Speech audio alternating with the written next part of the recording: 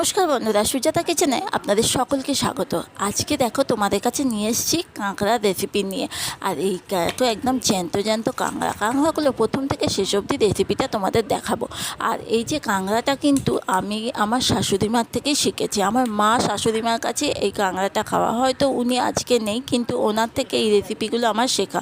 আমি বিয়ের আগে তো কোনো দিনই তো এইসব রান্নাবান্না খুব একটা করিনি। বিয়ের পরেই শাশুড়িমার থেকে পুরো শেখা। আজকে উনি নেই, তাই যখন এই কাঁকড়াটা কাটছিলাম সত্যি ওনার কথা খুব মনে পড়ছিল।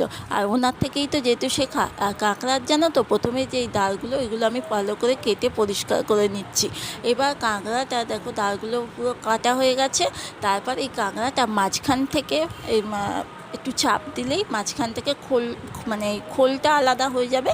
আর ভিতরের অংশটা, এবার ভিতরের অংশটা থেকে দেখো ফুলকো ফুলকো মতো আছে, ওইগুলো ভালো করে পরিষ্কার করে নিচ্ছি। আর পিঠের দিকে একটা চামড়া আছে, ওটা টেনে বের করে নিতে হয়।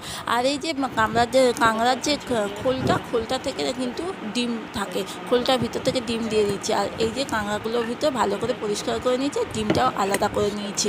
কাঁকড়াগুলো কেটে ধুয়ে ভালো করে পরিষ্কার করা, দেখো দুদিকে ভালো করে পরিষ্কার করে নিয়েছি। এবার দেখো আমি মশলাটা করছি।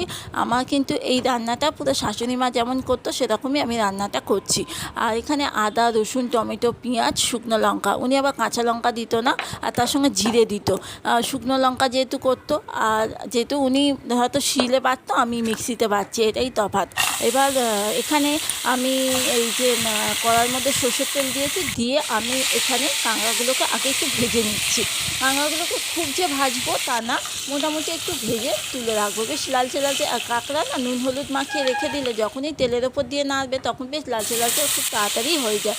মোটামুটি ভেজে তুলে নিয়েছি। বা ওই তেলেই বেশ বড় বড় ডুমডুম করে আলুগুলো কেটে ওর মধ্যে নুন দিয়ে আলুগুলোকে লাল লাল করে ভেজে তুলে নেবো। কাঁকড়া ভাজা হয়ে গেছে, আর আলুটাও দেখো লাল লাল করে ভেজে নিয়েছি। এবার আলুটাকে আমি তুলে রাখছি। এবার ওই দেখো আলুটা সুন্দর বেশ লাল লাল ভাজা হয়ে গেছে। এই আলু ভাজাটা হয়ে গেলে আলু ভাজাটা তুলে ওই তেলের মধ্যে আমি ফোড়নে দিচ্ছি, দেখো তেজপাতা, শুকনো লঙ্কা, আর তার সঙ্গে গোটা গরম মশলা দিয়ে ভালো করে মশলাটা থেকে সুন্দর একটা গন্ধ যখন বেরোবে তখন কিন্তু পেঁয়াজটা দেবো। বেশ মশলাটা থেকে সুন্দর গন্ধ, আর মশলাটা একটু কালারটাও চেঞ্জ হয়ে গেছে, তখন এই পেঁয়াজটা দিয়েছি। পেঁয়াজটা দিয়েও একটু ভাজা ভাজা হবে, বেরেস্তার মতো, একটু বেশ লালচে লালচে করে ভাজবো।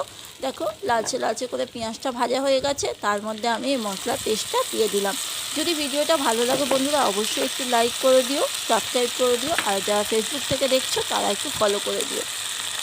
আর দেখো আমি পরিমাণ মতো চিনি, অল্প একটু চিনি দিয়েছি স্বাদের জন্য, নুন, হলুদ আর এই মশলা।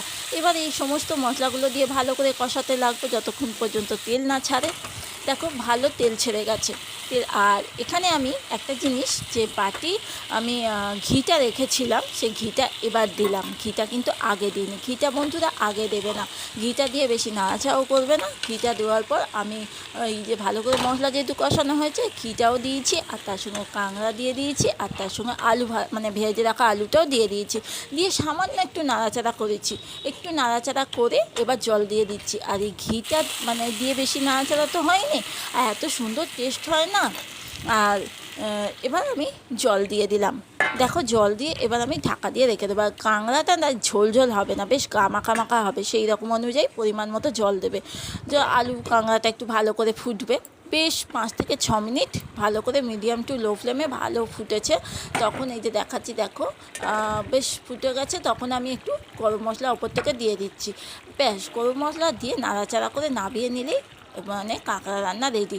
আর কারা কারা কাঁকড়া রান্না খেতে ভালোবাসো, আমার তো দারুণ লাগে এই রান্নাটা। আর এটা সবসময় মা শাশুড়ি মার হাতে খেয়েছি, আর আজকে এই ফার্স্ট আমি বানালাম, আমার একটা আলাদাই মজা লাগছে। আমি কাঁকড়া কেটে সেটাকে আবার রান্না করছি। যাই হোক, রান্নাটা কিন্তু খুব ভালোই হয়েছিল। আর এই যে দেখিয়ে দিলাম কত, তোমরাই দেখে বলো রান্নাটা কেমন হয়েছে। আর এই যে সবশেষে আমার কাঁকড়া রান্নাটা একদম রেডি। যারা যারা দেখছো অবশ্যই চ্যানেলটাকে সাবস্ক্রাইব করতে কিন্তু ভুলো না বন্ধুরা। এবার কাঁকড়া নিয়ে বসে পড়েছি খেতে। আজকের মতো আসি।